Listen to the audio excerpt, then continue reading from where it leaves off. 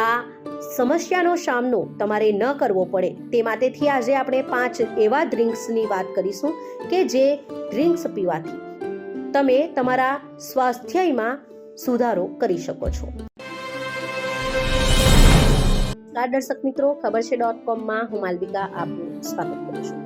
મિત્રો, આજે આપણે અહીં એવા 5 ડ્રિંક્સ વિશે વાત કરીશું કે જે ડ્રિંક્સ પીવાની આદત જો તમે રાખશો તો તમારા નખમાં પણ રોગ નહીં રહેશે।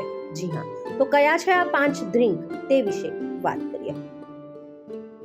આજના સમયમાં અનેક લોકો નાની ઉંમરમાં ડાયાબિટીસ અને બેડ કોલેસ્ટ્રોલથી પરેશાન જોવા મળે છે।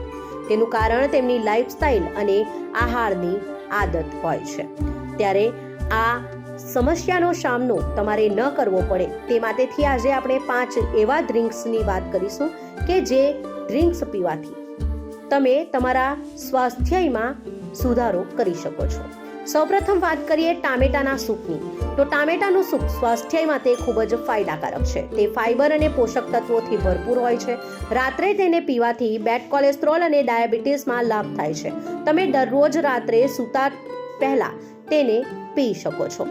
ત્યારબાદ વાત કરીએ તજના પાણીની, તો તજનું પાણી ડાયાબિટીસ અને કોલેસ્ટ્રોલ લેવલ માટે રામબાણ ગણાય છે। દરરોજ રાત્રે જમ્યા પછી અને સૂતા પહેલા તજનું ગરમ પાણી પીવું સ્વાસ્થ્ય માટે ફાયદાકારક છે।